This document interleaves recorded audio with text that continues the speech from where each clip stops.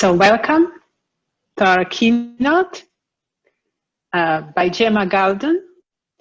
It's my great pleasure to introduce Gemma. When she was doing her PhD some years ago, not so long, she visited us at the Josef Stefan Institute in Slovenia. So it's great pleasure now to introduce her. In the meantime, of course, she finished her PhD. She spent some years in Helsinki and the Institute of IT.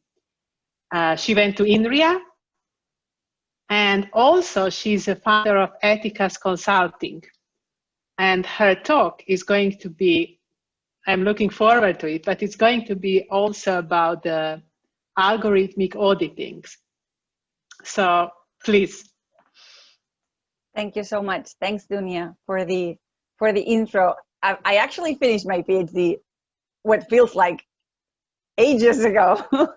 It was almost 10 years ago, and I'm still very grateful for the things that it brought to my life and how it basically, my PhD started my profession. And it was by working on technology from a social sciences point of view that I opened the space to work in this new area of socio-technical research. So, and that's what I want to talk about a little bit today. As Dunia was saying, I work on algorithmic auditing. That's one of the things that I do. I also develop oversight mechanisms for organizations that fund projects that use data to ensure that the data that is used to do research is in full compliance, not only with laws and regulations, but also with societal expectations of what research should be doing. In order to do this better and make sure that I'm truly multidisciplinary, I work with a team. And so 8 years ago, I started Ethicas Consulting, which is now also a foundation where we try to do what we call practical ethics. That means we take all these very nice principles and values and we try to land them into technical specifications. And I think that's really crucial. And the reason why I work in what I work is because I want to do good to the world, because I think there's things that need to be said that only multidisciplinary voices can raise.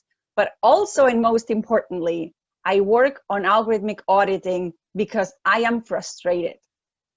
I am frustrated at you, engineers, and I know that most of the audience in this session are engineers, but I'm also frustrated at my kind, at my people. And let me start with this.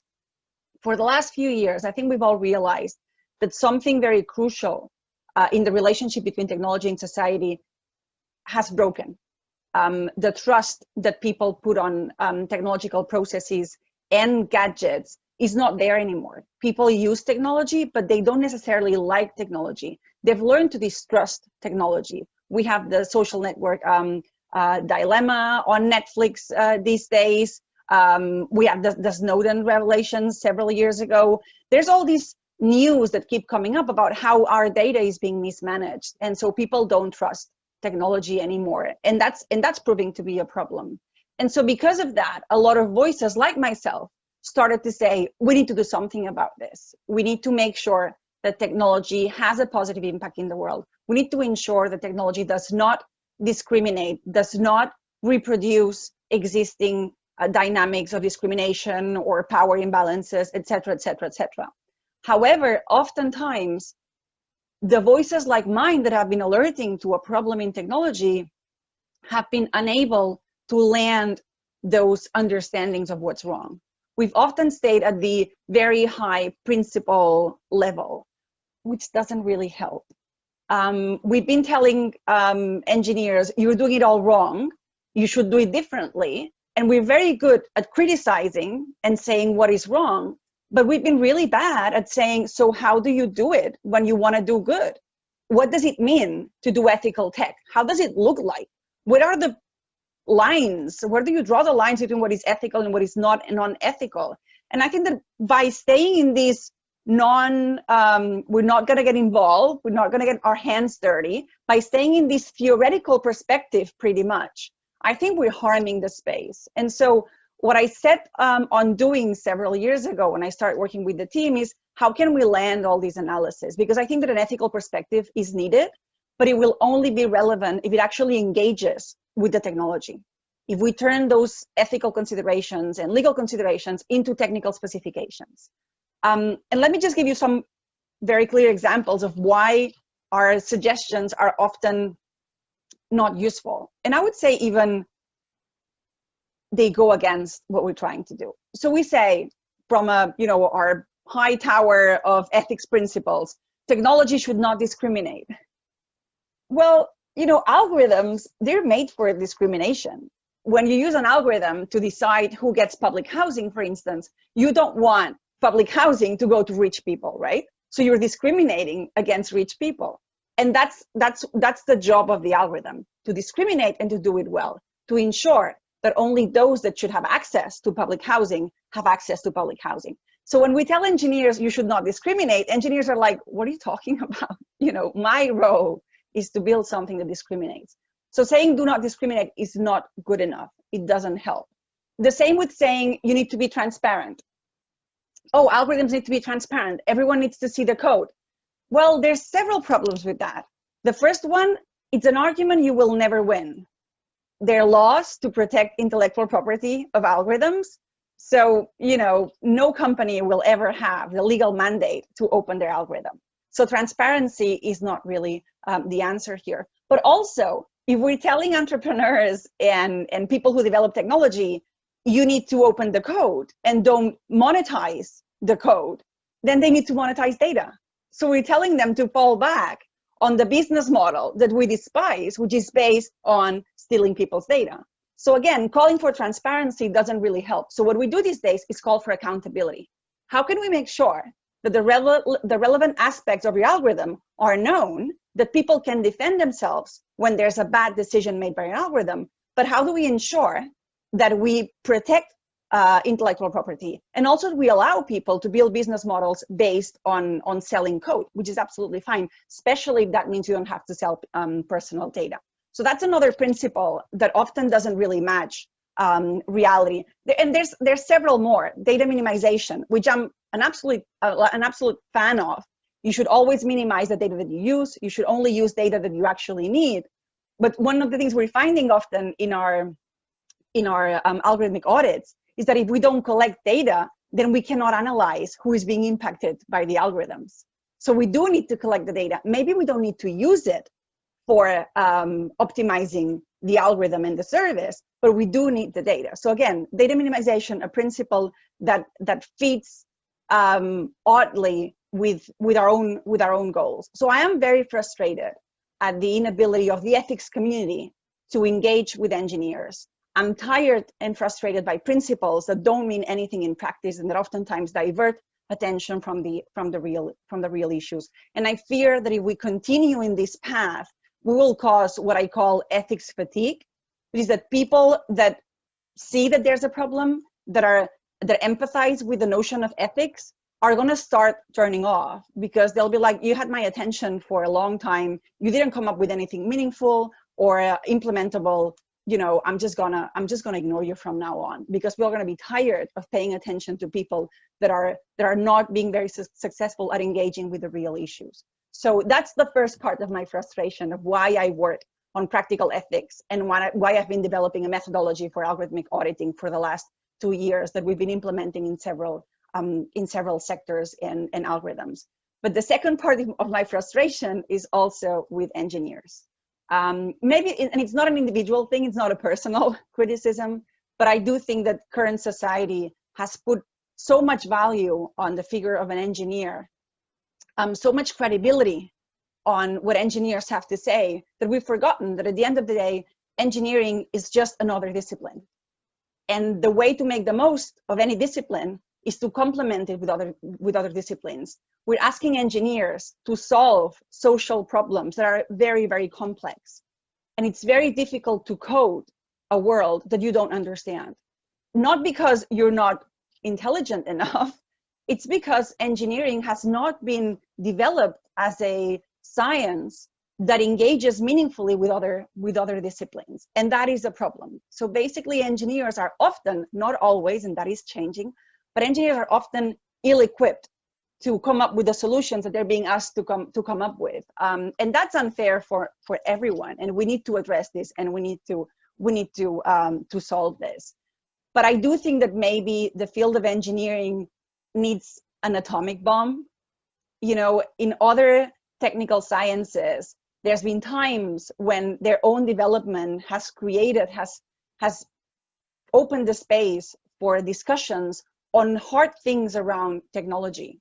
You know, should chemists develop atomic bombs? Is that a desirable impact of your research? There's in other fields we've seen how there's been moments of reckoning with the consequences of you know, research that in the lab seemed really exciting and fantastic and really mind-boggling in terms of the new insights that you were generating. But when those insights were being used outside of your lab, there were casualties, and that's forced some ethical debates around and in other disciplines. And I think that engineering probably needs an atomic bomb, and hopefully we can manufacture one that doesn't involve people dying, but we can create the space and the urge and the need for the ethical debate without having any more human casualties, because there are already human casualties of badly designed algorithms, and I work on that every single day. And if you saw what I see, I think you'd be even more concerned than you are, because you're in these talks, so you obviously are somewhat concerned,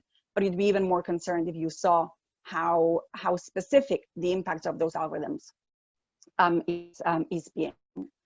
Let me just give you an example, because I think that's probably the best way to convey what is happening with algorithms. So we have lots of problems in society, and we have these amazing technical and technological developments that allow us to manage a lot of data, analyze a lot of data, process a lot of data. We can do machine learning, and so we set ourselves the task to solve some problems using technology.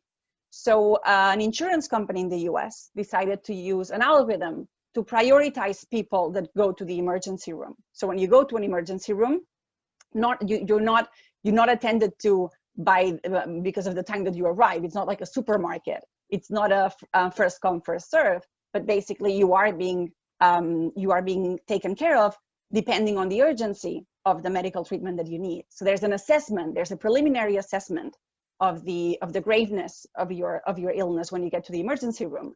And this insurance company was concerned that not the best decisions were being made at the emergency room, and they wanted to explore whether efficiency gains, but also objectivity gains could be made by using an algorithm to prioritize who gets care when going to the emergency room. They developed the algorithm, and the algorithm was audited by a team of researchers in California. And what they exposed is, I think it's very characteristic of the things that we are finding in algorithms. The first thing they found is that the training data that was used, the data that was used to develop the algorithm, was insurance data, because that's what they had. So the client of the algorithm was the insurance company, so what they had was financial data. And so they built the algorithm on the basis of that. And so what they decided was that the best proxy for medical graveness and need for medical attention was past expenditure. So in the past, if someone like you with your symptoms and your physical characteristics came to the emergency room and it cost the insurance company $1 million, you go immediately in because your illness is seen to be severe. If in the past, someone with your physical characteristics and symptoms cost the insurance company $10, then you have to wait because your illness is clearly not severe. You can immediately see, if you have any understanding of medical issues, that expenditure is not a good proxy for illness. There are some illnesses that can be cured immediately with very little money, like a heart attack. And there's illnesses that cost a lot of money, but it really doesn't matter if we get to you today or tomorrow. So money spent is not a good proxy for prioritizing people at the emergency room. And what the audit revealed was that that was the training data that they used, probably because that was what was available. And we find this over and over again. They didn't use the data they needed. They used the data they had. But if in the team that developed the algorithm, they had medical professionals, doctors, they would have said expenditure is not a good proxy for health. But no one was at the table who knew this. So basically an insurance company goes to an engineering company and says, I want an algorithm to prioritize people at the emergency room. The data I have is financial data. Then of course you end up with an algorithm that doesn't do its job properly. It's just a proxy for expenditure, not a proxy for health. So the question of what are you optimizing for is very relevant here. But it's terrible that the client didn't understand this, but it's also terrible that the engineering company didn't see that this would be an issue. But that's not the only thing they found. Not only did they find that they were lazy in gathering the data that they needed to develop a good health algorithm, but they also found that the algorithm had been discriminating systematically against Black Americans. And that's for several reasons. First, because Black Americans go to the doctor less. Historically, they have distrust issues with the medical system. So that's the first issue. And the second issue is that when they go to the doctor, the treatment they get is worse quality. And so there's less money being spent on Black Americans because of the racism that permeates the US society. This was, again, a US algorithm. So you have all these socio-historical factors that are being built into the data that you have and translated into the algorithm. And basically you're reproducing racism through a technical device. And that is problematic, especially because we're seeing algorithms assigning priority in the emergency room, but we're also seeing algorithms assigning risk to women that go to the police because they're experiencing abuse at home. We're seeing algorithms deciding who gets social security and social protection in lots of different countries and for lots of different aspects of social protection. We are seeing algorithms decide on how long people spend in jail, how much people pay in bail. We're seeing algorithms decide whether you can cross a border and access a visa. We're seeing more and more algorithms being used for things that are not prioritizing ads on your browser. So this is not a consumer issue. This is a fundamental rights issue. The algorithms that we work with are what we call algorithms of social impact, algorithms that make decisions that have significant impacts on people's lives. And we're seeing these emerge everywhere. Every single continent, every single country is now investing in algorithms in social services and of social impact. So that's why this is so important that we tackle this and that we improve the ecosystem that is creating those algorithms. So what we set on doing a couple of years ago was, how can we help? We have a socio-technical team with lots of sociologists and anthropologists and legal scholars, most of them with PhDs, but also people coming from computer science and engineering. What can we do that is practical and that goes beyond criticizing? And we decided to test an algorithmic audit methodology. And we based this on our general methodology. So we have a general methodology that we use in all of our projects. Anything that we do around data, and that's all we do, we follow a 4-pillar methodology. We always ask of any technology 4 things. First, is it desirable? So this thing you want to develop, does society need it? Is it solving an actual problem? And will its outcome be something that is good for society? It is a very broad question. We have a long list of smaller questions associated with this broader principle. But I just want to convey here the need to ask these 4 levels of things, because I think it helps. And you can define this however you want, but make sure at some point you sit down and think, is this thing that I'm going to develop desirable? Or am I just developing because I can? Because that's not the good way of going around it. You should have a problem that you want to solve. One of the problems we have with technology nowadays is that we always start with a solution.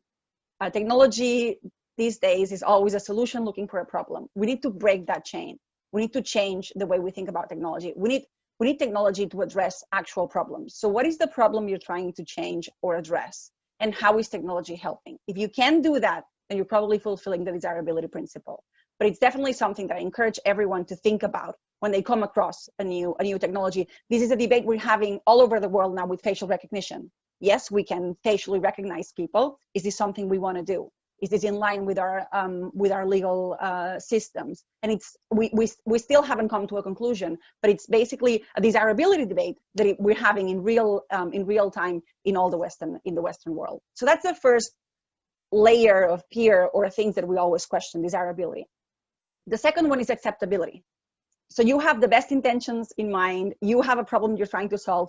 Will people understand that that's what you want to do? Have you involved the users of that technology into your development and engineering process? Because if you haven't, there's probably lots of things that you're missing. And for this acceptability tier, we've drawn a lot from environmental impact assessment. So we've learned from lots of other impact assessment methodologies that we thought could help us improve this way of doing ethical impact assessments for data technologies. And this acceptability pillar is also very important. If you can, do co-creation, do talk to the people who are going to be using this, try to think about who will be impacted by your technology, and try to make sure that people understand what it is that you are trying to do. The third pillar is legal. And you'd be surprised by the amount of technologies that come to us that are just plain illegal. Most modern or recent technologies, because of market pressures, probably, they all want to change the world. They all want to be applicable all the time, everywhere. That's not how it works. We have regulatory processes, and so things that you may want to take over the world with will not be able to work in all circumstances. I'll give you the example of drones. When we started talking about drones were supposed to be bringing the milk to our doorstep by now, right? Doing absolutely everything. And these days, drones are used for large-scale events in outdoor spaces and for fixing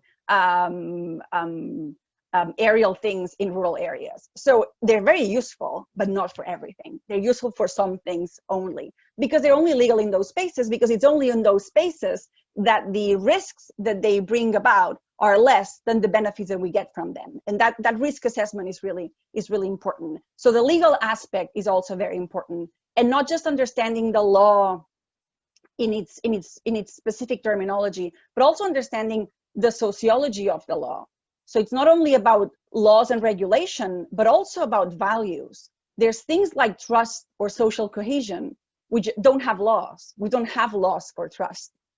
But trust is part of our legal systems. We're trying to build trust through having legal and regulatory systems. So how do we incorporate this broader understanding of the law in our analysis? That's also very important. Also because GDPR is a very odd regulation, because it's very open and broad sometimes. So you do need to have this understanding of I'm trying to understand, okay, what are the values that we're trying to rescue here or to protect? And how do we make sure that the spirit of the law travels with our engineering decisions? So that's the third pillar, the legal fitting of your initiative or your algorithm with the current state of the art. And that's become easier now because of having GDPR. At least in Europe, we all have the same bar that we need to pay attention to. And also GDPR is being used around the world as like the measure of when something is legal or not legal, especially in countries that don't have a robust legal framing of these issues, of data issues. And the fourth tier is data management. It's the purely technical part of the analysis. And I often say that the data management and the engineering part is the source of the problem, but also the source of the solution to the problem. So if we've addressed desirability, acceptability, and the law beforehand, we can build, in the engineering process, we can build specific tools to improve the ethical fitting of anything that we're trying to develop. So these are the four main things that we always take into account. When we started doing an algorithmic auditing methodology out of this, what we did was implement all those four ways of looking at technology and creating a method that is specific for algorithmic auditing. And what surprised us is that oftentimes most of the problems can be addressed at the very beginning. So you don't even need to get too technical to see where the problems are in order to address them. So we're not only looking at how the algorithm makes decisions, we're not only auditing the calculations being made inside of the algorithm, but we're also looking at how have a complex social process being translated into data points. What I mentioned before about the case of the medical algorithm, that basically they had used the available data and not the data that was needed. You don't need technical knowledge to realize that that is a problem, and that framing complex social problems will need lots of different data inputs, and that some of them may not be readily available, or you may not have quality data to incorporate into your algorithm. So the amount of work and time that we spend in this initial part of the auditing, which is understanding how you framed a social question into data points, assessing the quality of the data that comes in, and assessing the bias of the training data, that's a large part of what we do. It's probably 40 to 50% is at this very beginning, which is, it's a technical assessment, but it's also very much a socio-technical assessment. We need a lot of people that understand about the ecosystem that we're trying to impact on by using an algorithm. So that's the first part of our algorithm, looking at what happens before the algorithm kicks in. And that's training data, but not only training data. Like an analysis that looked at training data for the medical algorithm that I referenced before would have just said, oh, you're using training data, that it's fine, it's clean, it's okay, you can use it.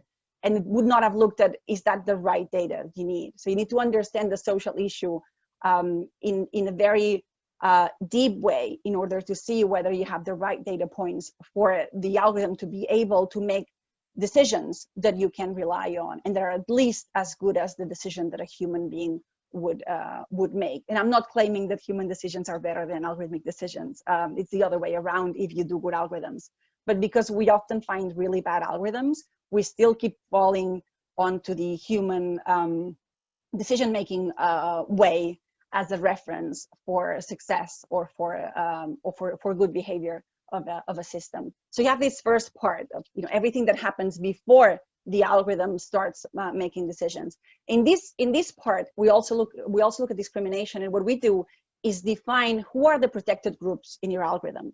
So who are the people that we know, because we understand the social problem you're trying to address. We understand the social historical dynamics that the data that you are using may be carrying with it. Which are the groups that we want to protect, because we want to ensure that the algorithm does not learn about these social historical dynamics that are malicious, like racism or male chauvinism or any kind of discrimination of vulnerable groups or collectives. And when it comes to algorithms, it's not only about women and people of different ethnic backgrounds. We're also seeing, for instance, a lot of discrimination against older people and children, but that's a bit that's less salient. But basically, anyone who's not a white male, a middle-aged white male, gets discriminated by the algorithm. Every single person, because algorithms see white middle-aged men as the norm, because that's the data that they have. So anything that's not a white middle-aged man becomes an outlier. And for policing algorithms, that's really terrible, because basically algorithms learn that anyone who's not a white middle-aged man may be someone who's suspicious for something, just because we have less data on them. So that's a really important issue. But after we look at the protected groups, and then we see how the system is impacting on these protected groups, and how we justify the impact on those protected groups. Can we justify it because of the demands of the service and the demands of the system that we're trying to create? Or is the system learning long-standing discriminations that exist in real life that we're basically reproducing through the algorithm? And again, there's an increasing tendency by engineers to blame training data and to blame the humans in reality that doesn't work well. Well, the reality that exists is the reality you have to work with. There is no alternative reality where everything is perfect. We are dealing with an imperfect reality, a reality that is full of discrimination, of exclusion of vulnerable populations, and of bad decisions that mostly affect those that cannot defend themselves. This is the world you have to work with. like it or not, you cannot wish there was another world, because it doesn't exist. So you need to make the most of the data that you have, and you need to do better. You need to understand the issues with the data you have in order to improve your systems. So it's not only about the training data, because algorithms are looking for norms. Anyone who's not part of the norm becomes suspicious. As I was saying, the security example is very graphic, but that happens everywhere in every single algorithm. There was this a millionaire in the US that tweeted several months ago that both him and his wife had applied for Apple cards, a credit card issued by Apple and a US bank. And they were surprised because he was approved to get the card and have credit, and his wife was rejected. And he said, my wife has objectively better credit than me. She makes more than me, and she has a better credit scoring. How come the system discriminated against her? Well, basically, probably because the system has less data on women, and the system is designed to prioritize the norm. So if the norm is men in credit scoring, for instance, men become the norm, men become the safe bet, and anyone who's not a man becomes a liability, and therefore they're refused from a service. And again, you don't get yet another credit card. That's not a big issue. But the same thing that happened to this couple could happen to a couple trying to cross a border seeking asylum, or to people going to Social Security to ask for help when they're in a risky situation. So again, it's not only about consumer issues, and it's not only about the training data. The way that algorithms work is fundamentally problematic. That's not a problem in itself as long as you mitigate for it. And that's what we do in algorithmic auditing. We identify these trends and we mitigate for them. So we save the algorithm from the problems of the algorithm. Let me use an example here, because oftentimes when I mention these, people say, oh, but you're trying to limit technology. You know, without people like you putting constraints on everything, would be much more inventive. Well, you know, cars that run at maximum 100 miles per hour, 150, they could go much faster, but they don't. Why? Because we've come to the conclusion as a society that the best way of making the best use of the car is by limiting some of its capabilities, because that's how we reconcile their social positive impact with their negative impact, which is they could kill people or they pollute the environment. We also limit the emissions of those cars. We put traffic lights, zebra crossings. So we've created all this ecosystem of safeguards that allow us to make the most of the technology. That's what we're trying to do with algorithms. We're trying to come up with the seat belts of algorithms in order to make sure that we can make the most of this technology. Because if we continue to develop algorithms the way we're developing, it'd be like the equivalent of having cars with no speed limits on the road. It'd be highly problematic, and they would not become the standard that they are today. Cars are the standard because we managed to successfully build all these issues around them that increase their social integration. They're not perfect still, but they are used massively by everyone because we've managed to domesticate, so to speak, to tame some of their most negative impacts. This role is currently not being done from engineering. Engineers are not thinking about how to develop the seatbelts of algorithms, and so that's where we come in. And then the last thing that we audit, and that's also very important, and everyone forgets about this, is the integration between the algorithmic decision, and the human being who will use that decision. And we see so many problems here as well. No one thinks about training the people that work with these systems. No one thinks of assessing how algorithmic decisions are being incorporated into the day-to-day operations of any service. Again, let's go back to the example of the hospital. So the algorithm tells you, okay, so this person that just came in, this John Doe, should be first in the line. But then the nurse or the doctor looking at this suggestion by the algorithm may be like, actually, I don't agree with that.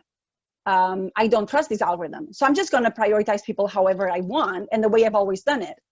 But then maybe the afternoon nurse really trusts technology and is like, oh, the algorithm says that John Doe goes first. John Doe goes first. I'm not, all I have to do is implement the decisions of the algorithm. So in the end, the patient depends on who's in the shift and their level of trust in the technology when they receive these the algorithmic assessment of their illness, which is again a space for discrimination.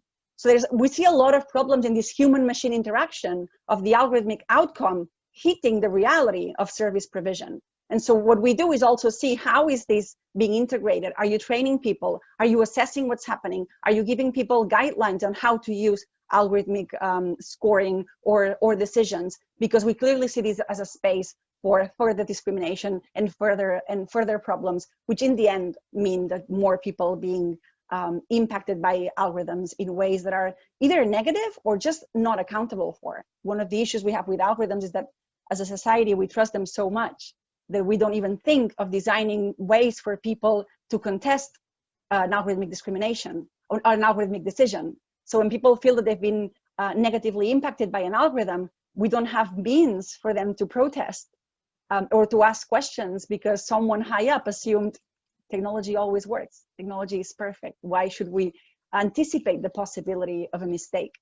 And that's creating spaces of further vulnerability of vulnerable populations that are really problematic and that need to be taken into account. And so basically what we're arguing for is how can we translate all the rights and guarantees that we've built in the offline world?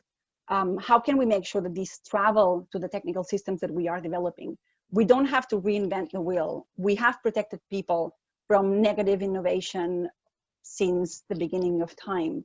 How do we make sure that algorithms become part of this dynamic and that we learn to make the most of our capacity to innovate and of data's capacity to give us insights on what happens in the world, with also our ability to understand that we live in a world that is far from perfect, that we live in a world that is pervaded by discrimination and unfair treatment. And how do we ensure that technology contributes to improving that scenario and not making it worse? Because I'm afraid that right now technology is worsening the scenario of discrimination and unfair treatment.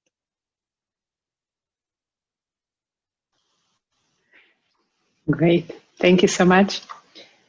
We have several questions. So in chat in Zoom, I have put one for you if you want to read, Gemma. Let me see. Oh, I see them, but they're turned. Hold on, let me see if I can fix this. So given what you said, can I read it?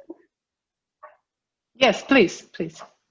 So it says, given what you said about your frustration with engineers and what Siko and Toon said this morning about the need to train data scientists, would a first step be to make ethics classes mandatory? Yes, definitely. But it's not only about making ethics classes mandatory. I think it's about changing the way that we teach engineering. So it's not this like nice to have on the side.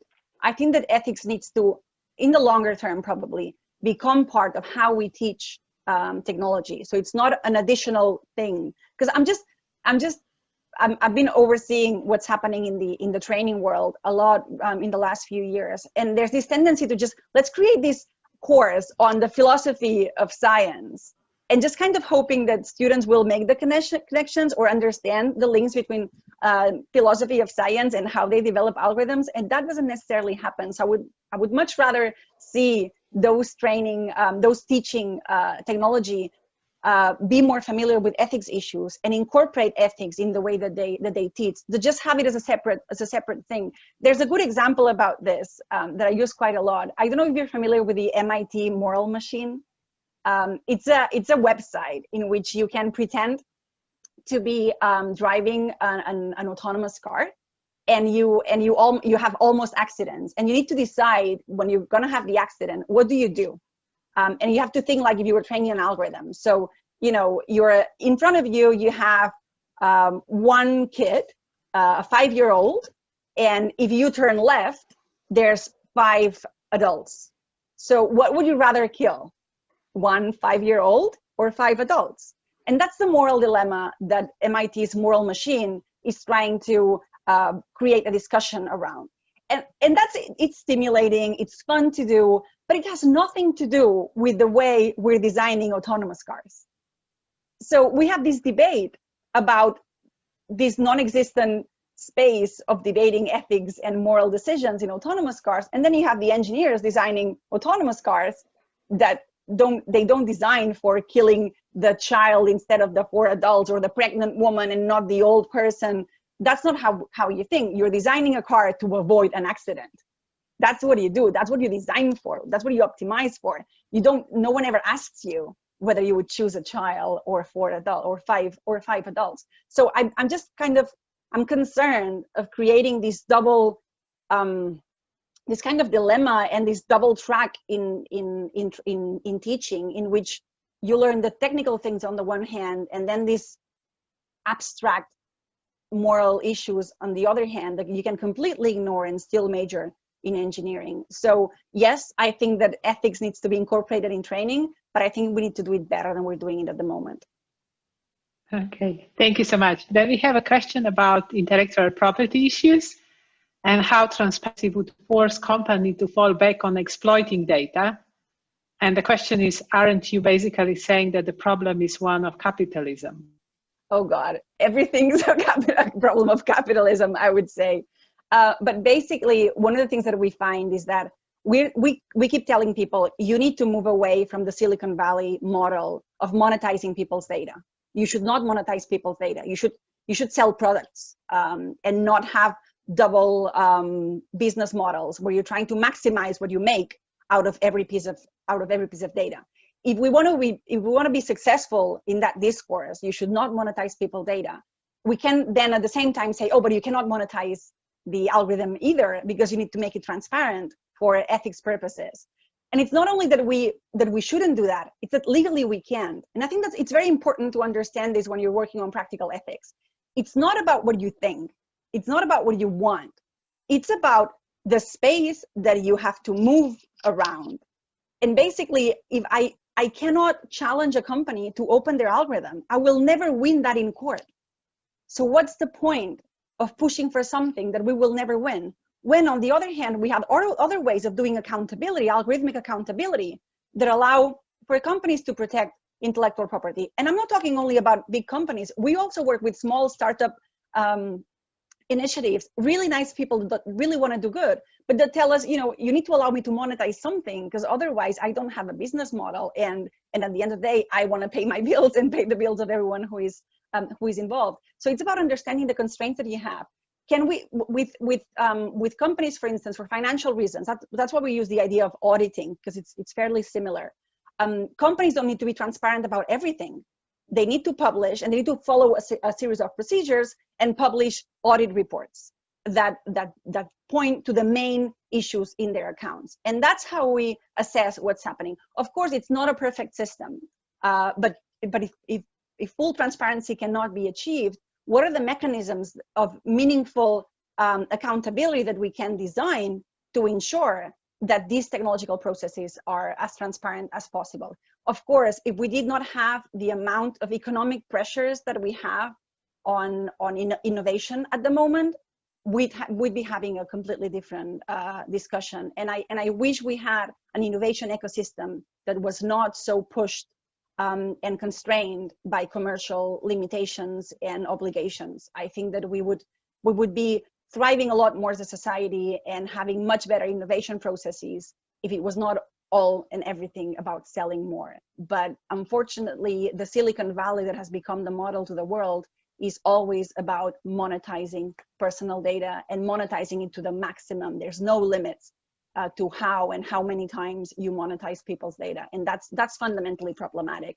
And all the people that talk about surveillance capitalism, I think they're very spot on pointing to the need to also scrutinize the economic model underpinning all these dynamics.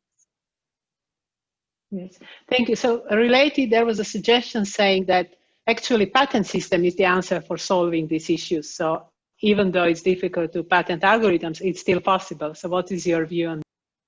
It's one option. There's more and more people in technology, however, that don't use the patent system, because basically when you patent something, you make it transparent, and for some actors, that's not the best way to go around it. So again, what we push for is auditing.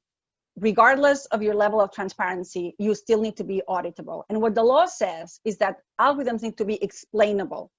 But the law doesn't say what explainable means. The law doesn't say that means that you have to publish your code or you have to audit your algorithm. It just needs to be explainable so that whoever is impacted by the algorithm has a way to access an understanding of how that decision came about, and to also contest that decision if they think that it was the wrong decision to make. So it's up to us, society and the actors in this field, to come up with the practical responses to this legal requirement, which is acceptability, which is explainability, sorry.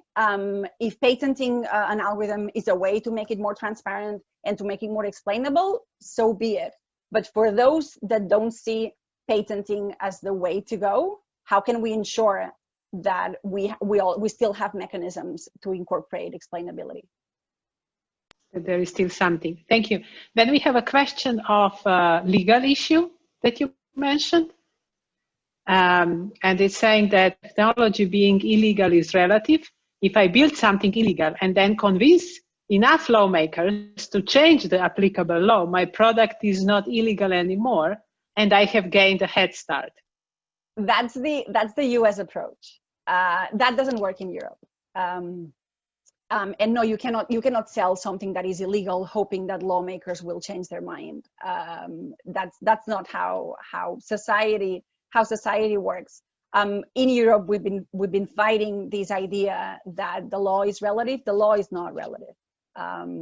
Killing someone comes with consequences. That's the law.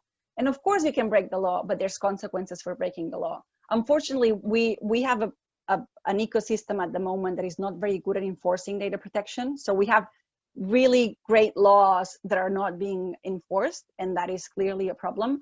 But I would not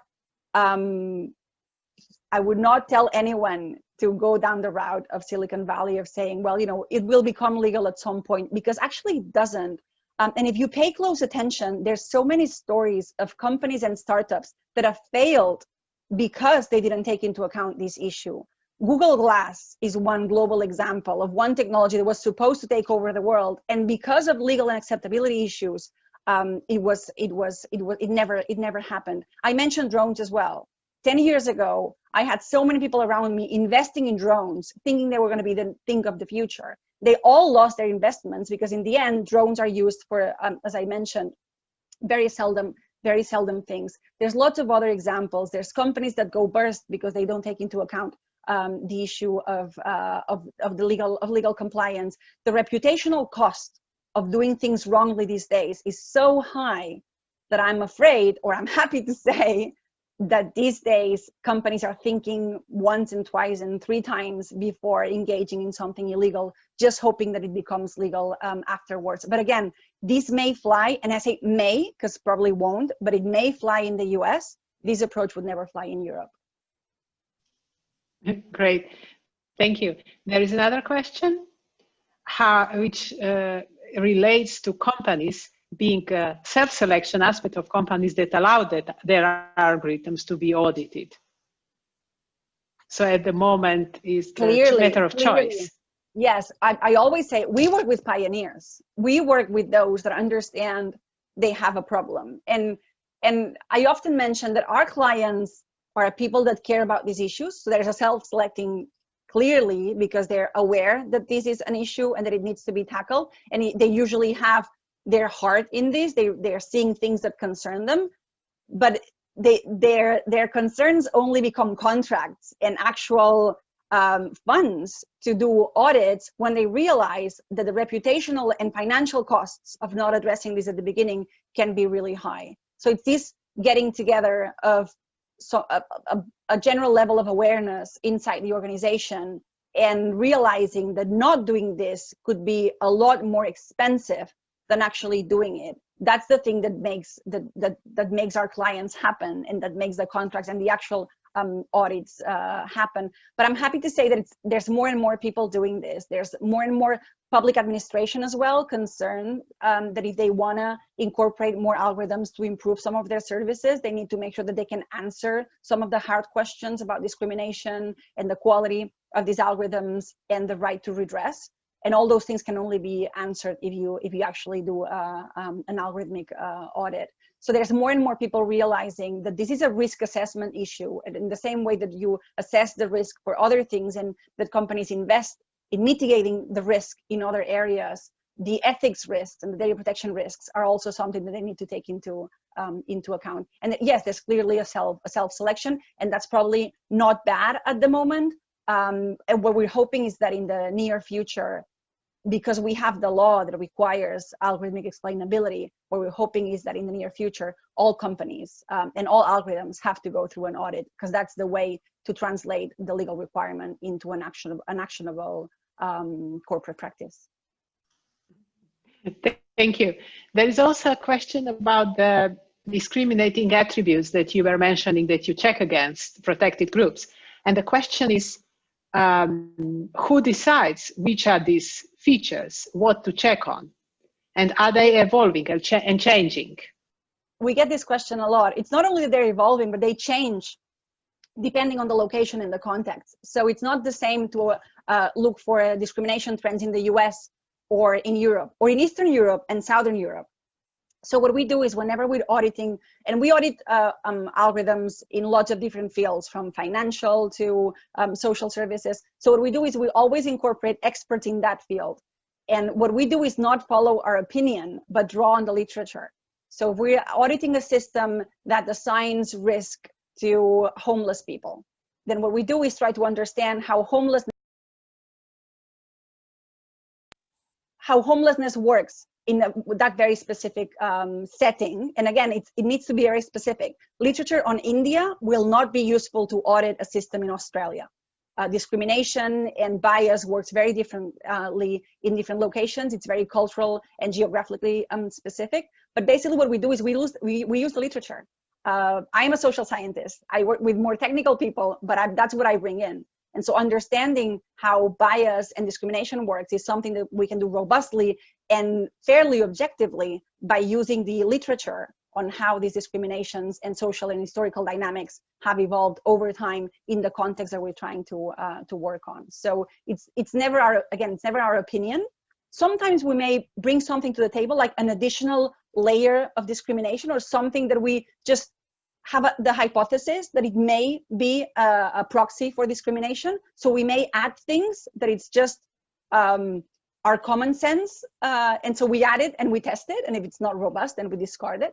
But it's never like the basis of our analysis. It's never our gut feeling or our common sense. It's always literature and academic publishings on that specific space that then we add our experience and also the experience of the client. So in our methodology, we always interview a lot of people and review a lot of internal material from every of the organizations that we audit. So we get a lot of knowledge also from that. So we have a very structured process by which first we look at the existing literature, then we talk to the people inside to see what dynamics they've experienced, and then we have the internal assessment in which we validate everything we found. We may also incorporate other layers of potential discrimination that we want to test for.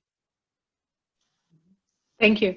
Then we have a question related to the example of the insurance company that you mentioned. And the question is that actually the insurance company, if the insurance company was ordering these algorithms, so then their interest is to decrease the cost. So saying it's not just the technical people who didn't understand, but it's also who is ordering. So there is another ethical issue there. Clearly, and these are the things that reinforce the idea that we need regulation. Should an insurance company be allowed to optimize for profit when making decisions at the emergency room? One of the things that algorithms do is obscure this decision-making process, and that's why we talk about the black box of AI and algorithms, because they make decisions in ways that we don't know and we have no access to. In this case, an audit revealed that they were optimizing for financial gain and not for health. And that's once you know it, you can take it to court and say, well, you're failing your purpose because this is an insurance company that owns hospitals. It's the US model by which it's the same insurance company that is the owner of the hospital. So the insurance company is providing the medical care. So if you have evidence that the company is optimizing for financial gain and not health, then that's definitely something that you can act on legally. But you need that knowledge. That's why we need the audits, because we need to know that information. And to be honest, in my experience, I don't find that many bad actors. Like, I don't find engineers who don't want to do their job. I don't find corporate executives that want to make the most money. I find a lot more lack of knowledge than bad faith. And I think that's important to remind ourselves, that because we're also unfamiliar with how technology works and its impacts, oftentimes the evil things that happen around technology are not because someone planned for them, but because someone didn't plan for them happening. So it's more about an issue of lack of knowledge than bad faith. And that's why I think there's still a lot of room for us to work in this space, because, and I may be wrong in this case, but I think that if the insurance company had known how badly the algorithm was designed, I think they would have made a different choice. I just think that, just like patients, they didn't know how it worked.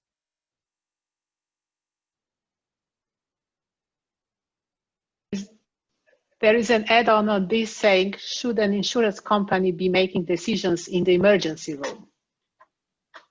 They do in the US. They do in the US. But let me give you another example to maybe escape the medical field, because it's not only about medical. In the last instance of an autonomous car killing a person again in the US, we have more information on algorithms in the US. There's also lots of algorithms in Europe, but there's less transparency on them because there's less people working on exposing them. But that's just an aside note. But in the last case of an autonomous car, that was an Uber car that killed a person, the judge requested information on the technical specifications of the car. And what they found was that the car had not been designed to identify a human being outside of a zebra crossing. So basically, this car was not designed for reality. It was a killing machine, because there are so many people that cross the road outside of zebra crossings. There are so many places where there's no zebra crossings. And the fact that this could hit the market is problematic. How come we don't have the mechanisms to ensure that the algorithm of this Uber car, just like the insurance algorithm, go through some review process before hitting the market? We don't allow food or medicine or toys to hit the market without proving that they're safe. Everything around us, everything that we can buy, has gone through some level of regulatory oversight, except for AI and innovative technologies. We've created this space of questions not being asked and trusting that things are going well when they're not. So if you want to sell a toy, you have to go through all these quality controls, the plastic you're using, the age bracket you're selling it for, your finances, everything, your import and export of materials. If you're selling or giving away a mobile app designed to create addiction in minors, there's zero controls. We've created a space of impunity that we have not allowed for any other area of our lives or products hitting the market. How did we come to this? I think that is very problematic. And I think that's the question we should be asking. Now, our way of starting this conversation is by saying, hey, we have solutions for this. Algorithms don't need to be so obscure.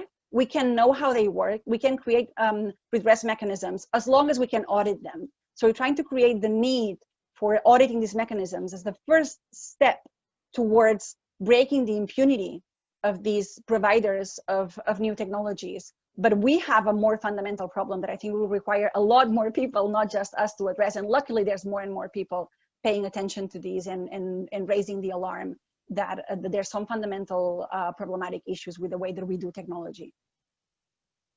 Yes, thank you. Yeah, that's true. There is a lot of activity, and also on the regulation level. I mean, European Commission has a white paper, High Risk AI, and OECD has expert groups on AI. So there is a lot of discussion. Let me say there was a comment on this actually discussion at the beginning about teaching ethics in the classes. And there's a comment suggestion to include auditing, like shorter version of what you have in your methodology, the 4 points, into student projects. and maybe have even students audit each other's project. And the question is, what do you think about that? So just that'd be mention fantastic. That'd be fantastic. We wrote our full methodology last year because the Spanish DPA wanted to publish it as the first guide on how to do algorithmic auditing. Because of the pandemic, the publication has been delayed. We cannot publish that piece because it belongs to the Spanish DPA, but we're looking at ways of freeing up the information in the coming weeks to ensure that students and anyone else can use the methodology and try it in their spaces of in their schools or universities.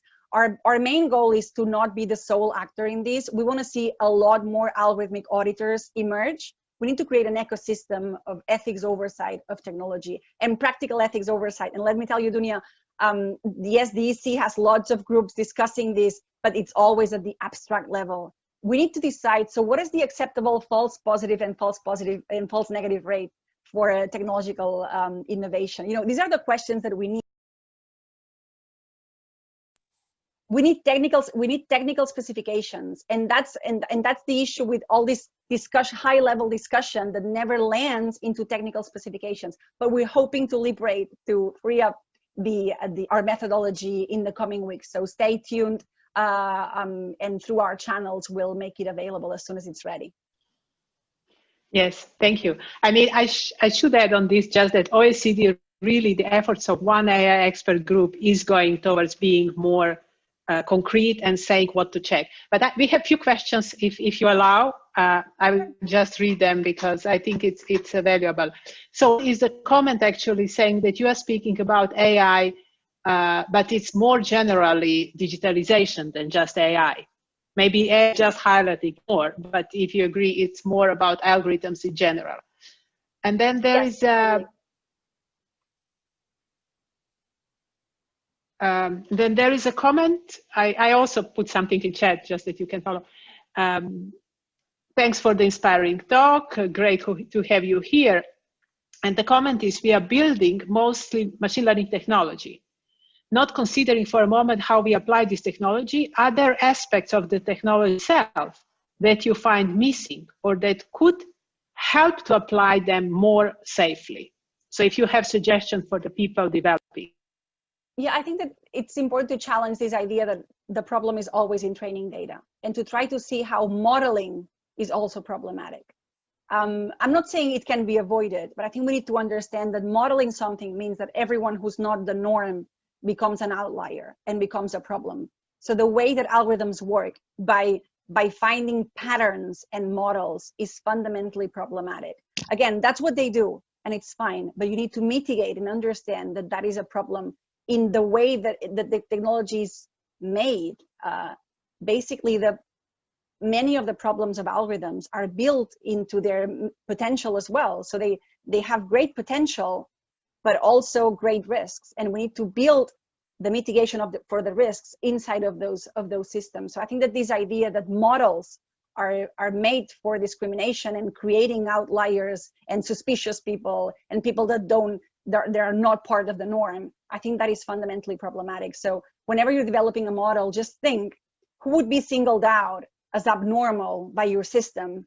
And what if that person was you? And I think that by putting yourself in the shoes of who could be left out of the norm, you can start to imagine the whole cascade of consequences of that system on specific people.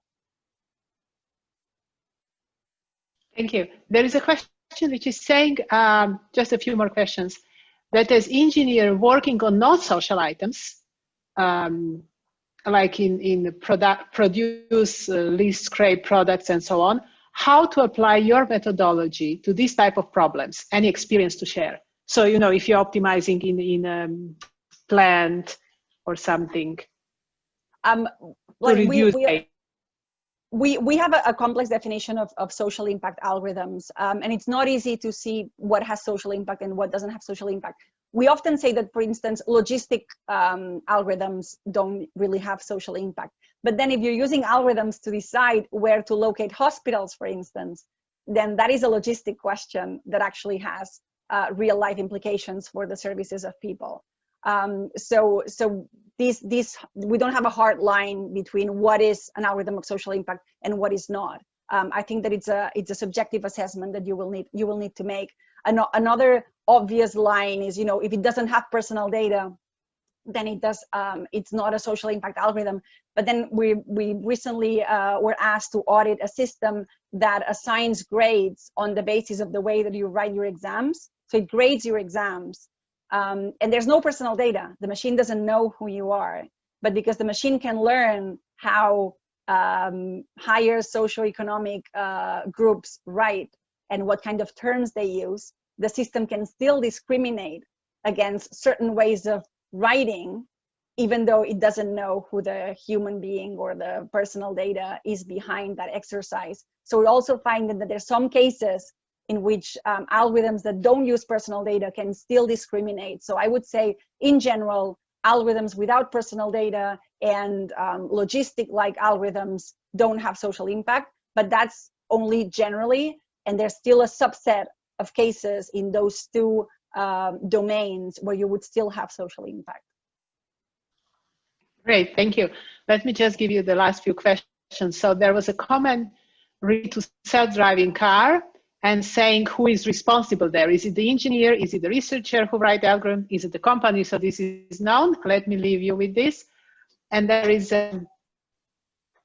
another comment which is related to the how to apply your framework if you're developing new technology. So which is in general something which is unforeseen. How would you address that? The example is in nuclear physics. Mm-hmm. Let me write down. So the responsibility is a crucial issue here, with very clear victims, I would say. I'll just give you the example, and that's been very, I'm from Spain, I'm based in Spain. And in Spain, in the last few years, we've had several really terrible train accidents. Trains these days, the driver of the train doesn't really do anything. They're there for pretty much cosmetic purposes because people wouldn't trust a train without a conductor, but trains drive themselves, basically. However, in those three instances, when there's been an accident, our legal systems can only deal with human beings being responsible. So the person that has ended up in court in all those cases has been the conductor. In all those cases, the conductor down the line has been released because it was obvious that they had no agency, no way to overrule the algorithmic process that guides how trains run. But in that process, we've seen conductors kill themselves and family members of conductors kill themselves because of the shame and the pain of being felt responsible for the death of dozens or hundreds of people. So the shortcomings of our legal systems are meaning that we're putting the wrong people on trial. That doesn't mean that technology can go to court. And let me just give you a brief note on the whole issue of robot rights is nonsense. You would never give rights to your car, so you should never give rights to any technological system. So the person that would be to blame would be those that either developed or commissioned this algorithm. And here we'd have to see it be a contractual issue.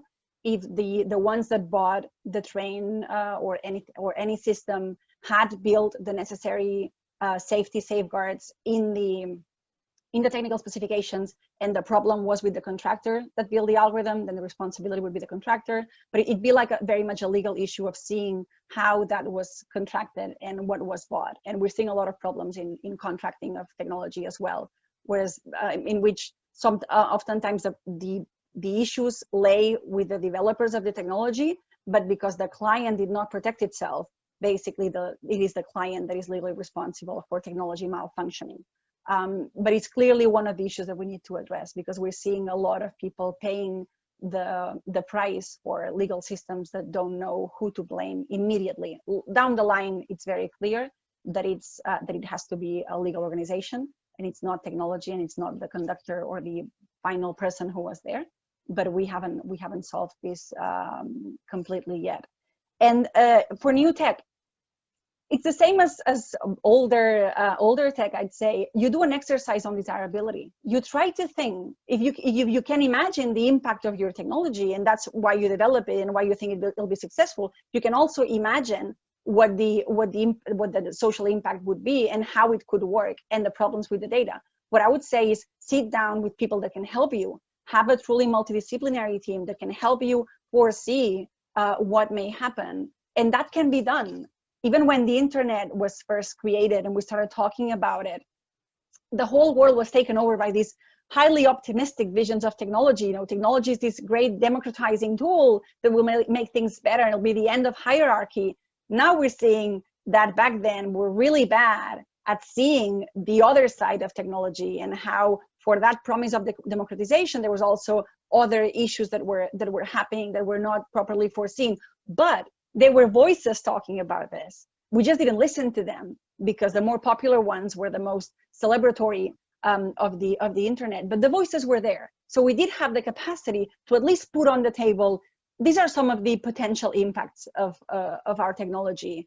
How can we mitigate for the bad ones? But the same with environmental impact assessment and any other risk assessment. There's a part of hypothesizing in any risk assessment that you also need to incorporate in technology. And you may not get it 100% right, but if you get 80% right, that's 8 out of 10 issues that you are addressing already. Right now, we're addressing 0. So you're already way ahead any other team developing innovative technology. So just sit down and think, like build that process of thinking and discussing desirability with other people, not only in your field, but also in other fields. Make that part of your process of developing something new.